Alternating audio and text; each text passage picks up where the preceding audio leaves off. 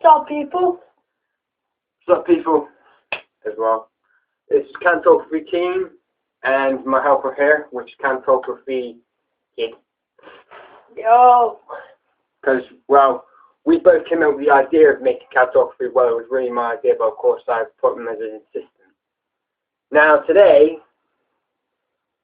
I'm going to show you two other basics headlock escapes and then a boxing technique that you can use throughout your opponents. Now, we're going to get straight to this, really, because I'm not going to give a whole presentation of this. So, what we're going to do is we're going to start with the headlock. So, as you know, you always see people putting headlocks this kind of way. No matter how tight it is, it doesn't matter, because this move, what Marge is about to do to me, is going to take your opponent down no matter how big he is. But of course, I will show you next on like another week video what the counter of it is. So, your opponent has you in this stance no matter how tight it is, as he brings his hand up behind. No, wrong side. That's it. And as you do it, he takes you down. Your balance is all in the legs and the head. See, wherever your head goes, your body follows. And if you've got no balance to one leg, even though if you're holding the leg up and that one end, you're falling backwards, you're going to go. But even though if I was still holding him in the headlock and I went down, he would have had his opportunity to do a knockout. But of course, it's really hard to knock me out anyways, without prevent. Now, yeah, so that will work. I will show you that one more time just to be sure you people know it. Now, of course, I have seen people actually bring their hands this side, not this side. Doesn't matter which side. Even if, like I did it with this arm, you have to bring it around that side, because you always have to like go kind of curved around to get the grip of the neck like that upside down with your hand. Then, of course, as you've got grip, just simply take out the fucking leg. So, I will show you one more time. Step into part. Now, opponent grabs you like this, no matter how quick it is. That's right. Give it up. And he's gone. And the hard strokes to the concrete, that cane, your elbow, and your ass. But even though if I get taken down with a headlock, there's no way you can twist your stance to make his head there so it lands on the floor. Opponents can't do that unless they're blooming Mr. Incredible? Incredible, yeah. Finish the sentence. Alright, the next one is your arm. So, your opponent all of a sudden blocks, like say, like your punch and gets you in this headlock. Now, sometimes even though if they hold you like this, you can still bend your arm forward and bring it up to the chin, no matter how easy it is. See, even if they think they have you, all of a sudden they're gone, but don't get reaction to it. So as you saw there, I was trying not to worry because there's some dangers down there that I could fall on. Of course, there, it's okay. But, as I'll show you again, one more time, but this time I'll actually go down. So, opponent blocks your punch, all of a sudden, he's got you like that. That's right. As you do it, take the leg out.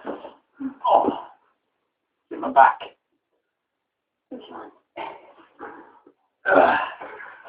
So, I hope you got that into your head, people, because they will work. But of course, I will show you the counters for them soon enough if someone tries to do them on you. So, now we're going to do the kickboxing technique. So, as my helper will demonstrate, that you, well, kind of like stance like that, but of course have your front knee bent. Never stand squareways onto your opponent, because it gives you real easy, well, of course, yeah, they can push you like that easily. As so, here, I'll show you. Oh, no, push me. Now, stand there and push me. See, you have no balance. But if you stand sideways on, as so, there's no way they can move you. You have a real good opportunity to actually, even though if they're trying to push you, right, and they're just still trying to push on your shoulder, you can bring your fist there. Even if they've got to tuck in and they try to push you, you realise that you're not, that jaw part is not covered. So, as it is, to fist, you need your chin covered, because that's the only vulnerable spot to hit now as you're stood sideways. Don't keep your stance too wide open, legs too far apart. You want to keep them probably about there, alright? Because I'm going to show you the kick stance into boxing as well. You've got that one, which is the kick one, which is where you can just simply lift your leg, and you can go straight from the kick to boxing. Now, if you have two opponents and you do not want to stay completely sideways on, and then there's some making this video. Now, don't stand sideways on. You want to go from here to here. You want to go straight from sideways on to square. Relax your shoulders, keep chin down, and of course you have the same, well, length of power and speed of the punch, and the same, well, distance of each punch to your opponent's face, no matter how much. You can even go from fist to main parts of the fingers, where you can hit them like that. And believe me, it won't hurt you or your opponent. So, as you do, always keep like this. But don't, if there's like 5 opponents, do not stand completely just on a dot. What you want to do is grab the next part I want to show you, is keep the same weight on both your feet. Keep to kind of stay on your toes is the thing I like to call it, stay on your toes. So you can move around to mess around with your opponent, but then of course you can simply come back and hit him with a jab. Or hit him as you step square on. You can hit 2 and move back.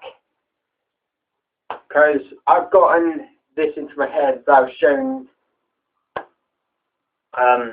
a more recent kind of technique like this.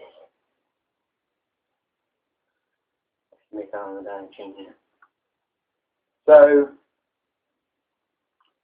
yeah, don't stay in one spot. If there's more opponents, then like to move around so you can knock them out like one by one. Don't stay in one spot, because otherwise, you know, you're just gonna like take hits where you're in your box position, but your full part of your nose can be hit if you stay on one spot. You want to move around as much as possible. Like I say one more time, keep your toes like that, as you show, right? Kind of like your stealth really, like you're tiptoeing around. But of course, mess around with your opponent. Don't go the same way like every time, like one circle. Try and mix it up.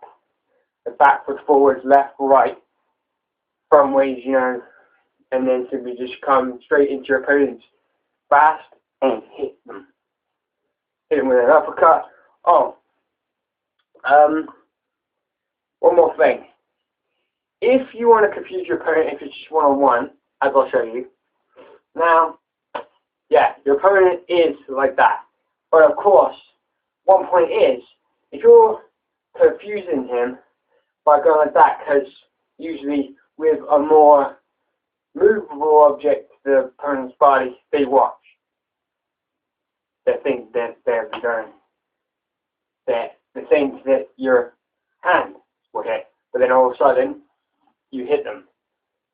You simply kick them straight there. You can go and hit them there. You can even go and actually front hit the kneecap. But then of course as you do that you can go straight into the boxing and hit them.